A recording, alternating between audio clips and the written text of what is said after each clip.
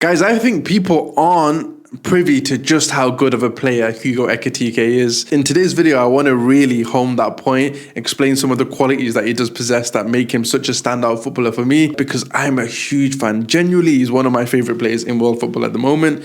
And I know he's linked to a lot of big teams. I've read a variety of opinions online, some good, some bad about him, but I want to kind of make my opinions completely clear about what I think of him as a player and where he might thrive in general. He's a player who is, for me, he feels like a unicorn player. He's very unique in his profile, in his frame. I would implore anybody to, if you've not watched Hugo Ekitike, go online, type his name in on YouTube and just watch some of the, attacking plays that he gets involved in, some of the goals that he's scoring. As a player of his frame, a player of his size, I don't know how tall he is specifically. I wouldn't be surprised if he was 6'4" or 6'5". He's a giant. He's genuinely ridiculously tall. I've seen people make a Wembanyama comparison given his technical quality and his very abnormal size relative to everybody else's size in their respective sports. And I'm not entirely mad at that, because when you do watch him in these videos, he is a giant. You would assume, without knowing anything about him, that this would make him a little bit flimsy, a little bit weak, but he's genuinely really strong and agile, and he can contort his body in weird ways and play with different parts of his feet, play on both feet to make the best of those situations.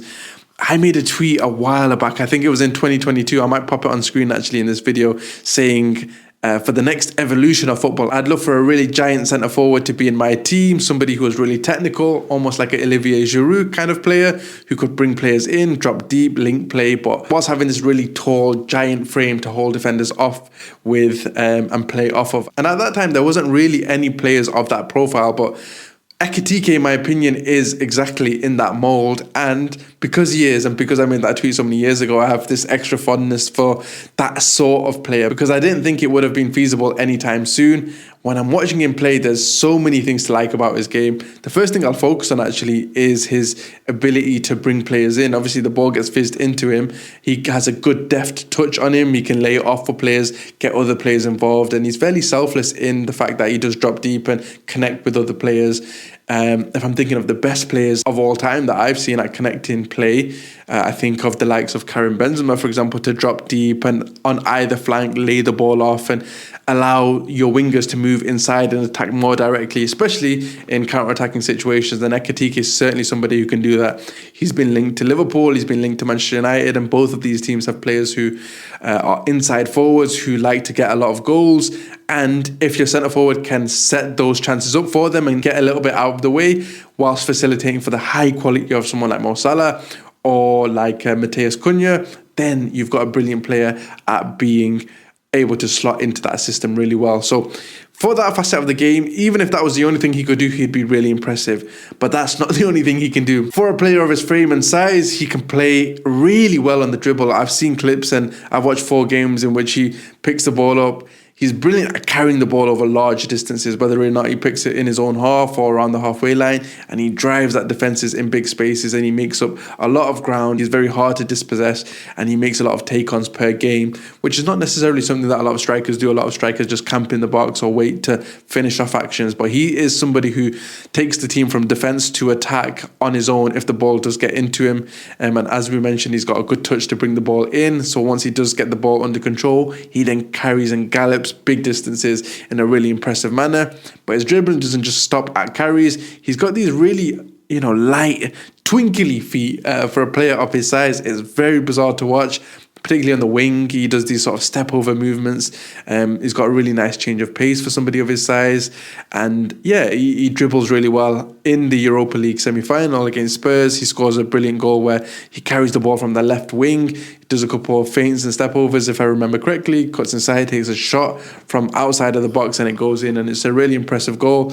Again, I encourage everybody to go and watch that goal, because you wouldn't think a player of that size would play in a manner like that, but he's a really strong dribbler and he can do it a little bit on both sides. He leans more towards the left in my opinion, alongside playing down the middle. So the fact that you've got dribbling quality down the middle, I always preach the importance of dribbling quality down the middle, because it attracts players and opposition defenders towards you. In a panic, they often jump in in or crowd around a central dribbler who's a really dangerous player. If you've got somebody like that who can play a great final ball, which I do think Ekitike can do that as well, then it frees up space on the flanks or for wingers running inside from their initial wide position to then attack those spaces that are freed up by opposition defenders getting drawn to that central dribbler. So another big facet to his game, his ability to play and create chances through his passing quality as well. I think 8 assists in the league last season, which is a great return for a striker. 15 goals as well. If I'm talking about the goals, a lot of people have criticised Ekitike's ability to finish, citing that he's underperformed his XG by about 7 in the league now. That's certainly on the face of things understandable thing to critique, but without looking at XG in the context of the actual match performances with your eyes, I think you probably do yourself a disservice in actually trying to understand what is actually happening and whether or not he is a good or bad finisher. Ekitike is somebody who gets a lot of chances in the box through his really good movement. He's got a great ability to get shots off very quickly. He's almost a shoot-on-sight player. He likes to shift the ball and get a shot off away quickly. And whenever he does have a chance to kind of get that shot away, he does take that shot. In the box, he's able to shift the ball, make a yard, and take a shot very quickly, all in very successive, quick movements. I think a lot of those chances in the 6-yard box, because he's getting on the end of them, they're generally higher XG chances. He's not necessarily putting them all away, but I don't think that's because he's got a bad finish on him. He's got a big variety in his finishes. Before I move on from his finishing, I will mention that with XG, different models value XG in different ways. There's another model, for example, that only has him underperforming his XG by 3 goals. Again, he's still underperforming it, which I think you can explain away by talking to where he's taking his shots in crowded boxes with good box movement. Again, look, he does have the ability to perhaps be a little bit off balance or take his shots too quickly in unfavorable or less likely to score locations. In doing so, he's still going to put some chances away. When I talk about his variety of finish, he often dinks his chances. He's got a brilliant toe poke on him, which, you know, strikers generally don't have, but Aguero had it and it was really beneficial for him. It catches opposition keepers off guard. He's willing to try shots from distance and all these variety of finishes, and he can do that running in behind where he has to play a little bit more instinctively, or he can do it in the box where he can shift and make a little movement for himself. One downside to his finishing and his frame is his ability to head isn't massively impressive, especially for somebody of that size. You'd expect them to be able to utilize their body a little bit better and get on the end of attacking headers to score more goals in that sense. I think there's a big, upside on that front for a player like that to work a little bit on their ability to score headers. Erling Haaland worked heavily on it with, I think, Ole Gunnar Solskjaer when he was in Norway. And then again at Manchester City, they worked really hard on that and he's been able to score quite a few headers at Manchester City. If Ekitike has that same sort of regime at whatever club he goes to, then you're looking at a giant player who gets better at heading chances. And yeah, you can certainly add an extra 4 or 5 goals this season, in my opinion, in the league if you've got a player of that size and frame who knows how to utilize that in terms of attacking aerial duels, which is something that he's not mastered at the moment. I do think sometimes when he's a little bit off balance or when he's trying to take a shot too quickly, some of his shots are hit a little bit tame. One point I'll mention as well with regards to his goal scoring and his finishing is this is his first main season as kind of a standout player, as a primary scorer. He's a very young player. When I do mention primary scorer, it was actually Marmoush who was the main scorer for Frankfurt. Ekitike was supplying a lot of those chances and facilitating a lot of the play in more sort of big space counter-attacking situations for Marmoush to actually finish. But this is sort of his main first season, and with XG trends, you kind of like to look at a few seasons to see how a player fluctuates relative to their XG, and one underperforming season of XG doesn't necessarily portray that he's a poor finisher or he will be a poor finisher across his career. It might just be an off season. He might regress to the mean. He might overperform his XG in another season. So XG generally almost acts like a shot map. It's almost just a statistical illustration of where players are taking their shots, and a high XG just means he's getting a lot of shots in dangerous areas, but we're not talking about when in the game he's getting those shots, if he's taking those shots too early, shooting on sight, for example. I'm trying to think if I'm missing anything. His brilliant deep runs. He makes these brilliant, selfless runs from deep, often opening up, attacking lanes for his teammates to then run into, which is really good. And he's really, he works hard defensively as well.